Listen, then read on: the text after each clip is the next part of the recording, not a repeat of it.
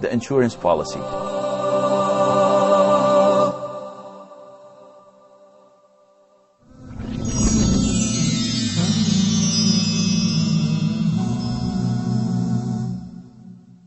Much that we can do for so many who are in need. Give our time, give our wealth, give our love, give ourselves. Assalamu alaikum wa rahmatullahi wa barakatuh. Welcome back to the Fiqh of Zakah. Just before the break, we discussed the third category, or shall we say, those people who are distributing or collecting, shall I say, the zakah on the state, for the state. Now, let's look at the next category, Sheikh, because this is one of the ones which I think many people may be new to. They may not really understand, and something which needs to be looked at. Those people who their hearts, need to be brought closer to Islam. Explain what this category is, Sheikh.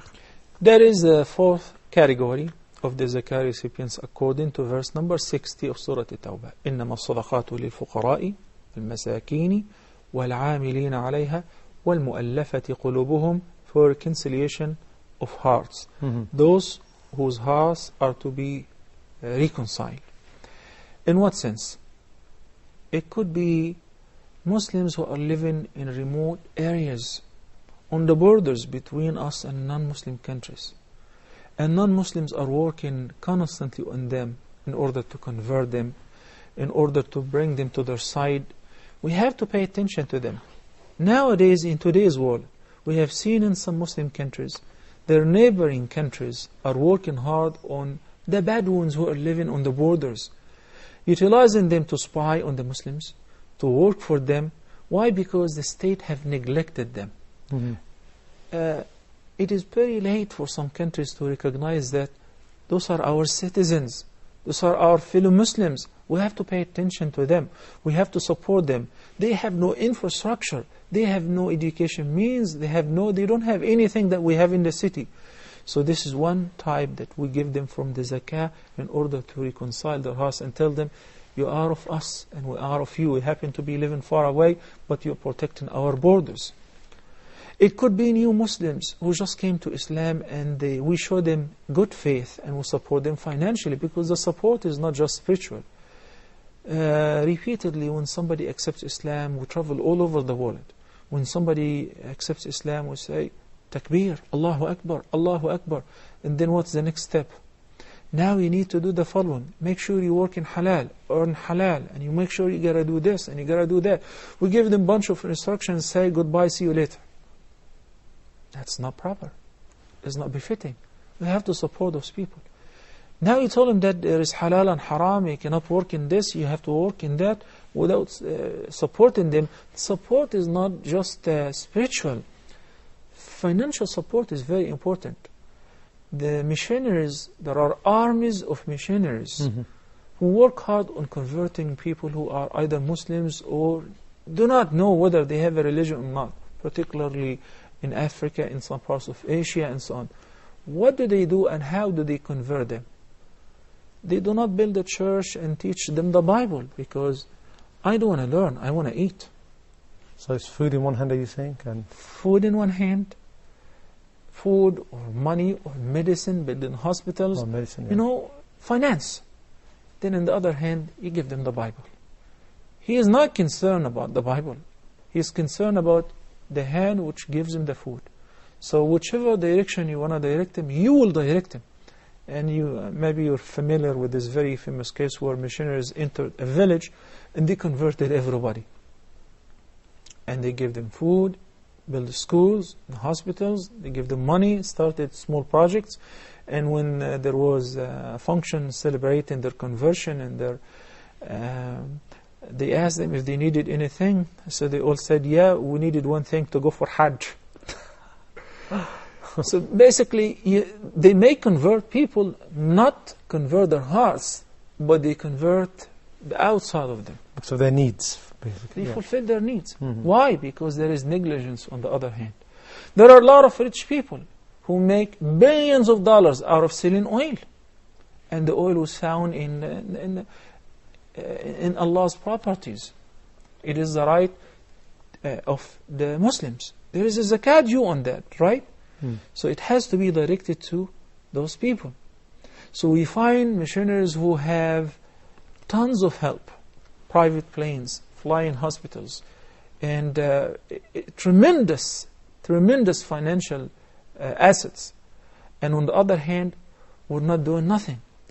So al-mu'allafati qulubuhum, in order to reconcile the hearts of those who may have converted, or they are on the edge, or they do not know nothing about their deen, or on the borders, or non-Muslims who are thinking about Islam. And Nabi sallallahu alayhi wa sallam did that with Safwan ibn Umayyah.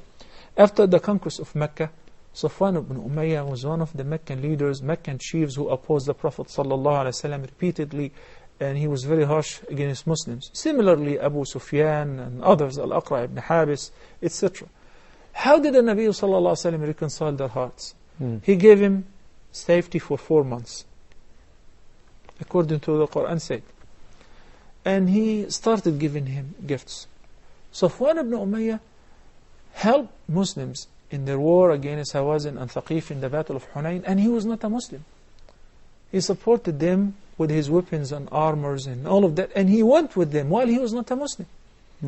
But after 4 months, after what he has seen from the kind treatment of the Prophet ﷺ, he looks at a valley full of camels. He likes it. So Nabi ﷺ said, "You like it? Yeah, it's all yours." Yours? How come? So when they recognize that Islam is a very generous religion, he said, "Wallahi laqad a'tani an-nabiy sallallahu alayhi wa sallam wa innahu la abghadu an-nas ilay. فما زال يعطيني حتى إنه لأحب الناس إلي."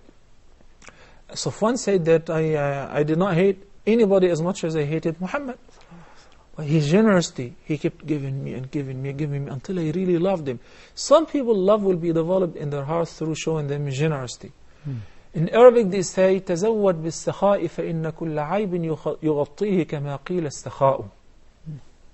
When you're generous to people, even if you have some faults and some drawbacks, people would ignore them, neglect them, because you're generous. This is not called bribery. This is counter-attacking the effect or the attacks of the non-Muslim party who are trying to convert Muslims or people pull people towards their side. So from the Zakah fund, we are permitted and encouraged to support those who are in need to reconcile their hearts. This is in brief with regards to al-mu'allafati qulubuh. So let's ask you a bit of a contemporary question around this, Sheikh, if possible. Would you recommend then, so people who are giving zakah, because like you said, we're now living in a state, or which is many of us, which is not run by the Khalifa or the Muslim empire, and thus they can take our money and distribute it. Say you live in a non-Muslim land, can you give to organizations that give dawah now? Is this one of those? This is another category will be discussed in this episode, inshaAllah Azza Jal, right now, if we have time. But if you want to ask a question that is really related to the subject, it will be whether can we now give to al-mu'allafati qulubuhum, or are there any mu'allafati qulubuhum now to people who are trying to reconcile their hearts? That's right. Abu Hanifa and his school of thought hold the view that this category has been dropped. So the categories of the recipients of zakah are only 7. It's reduced to 7 instead of 8. Why? He said because once Allah subhanahu wa ta'ala made the ummah mighty and powerful and the truth prevailed, there is no need anymore to reconcile the hearts. If you want to accept Islam, you accept it. If you want to remain in Islam, you remain. And we're not helping you unless if you're poor or eligible according to the other 7 categories. That was his ijtihad.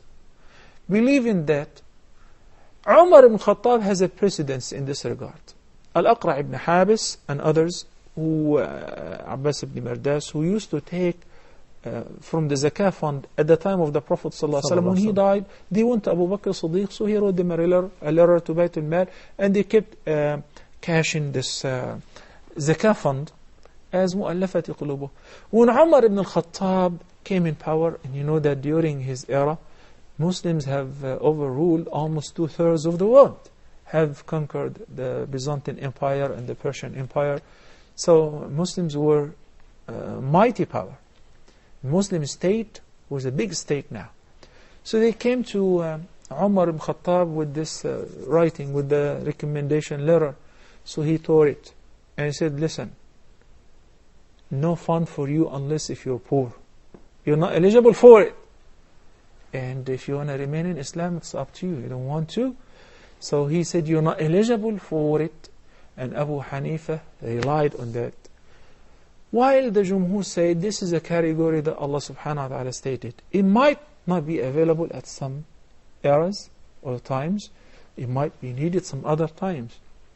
And Allah knows best what we see in Africa nowadays, especially with the campaigns and the waves of campaigns of missionaries working on people to convert them. I think that we really need to consider that. And those people are from al-mu'allafati qulubuhum, and they are entitled for the zakah based on this category. So just to recap again, we've got these categories. We had the fuqara, the masakin. Fuqara and masakin, a subgroup of al-fuqara.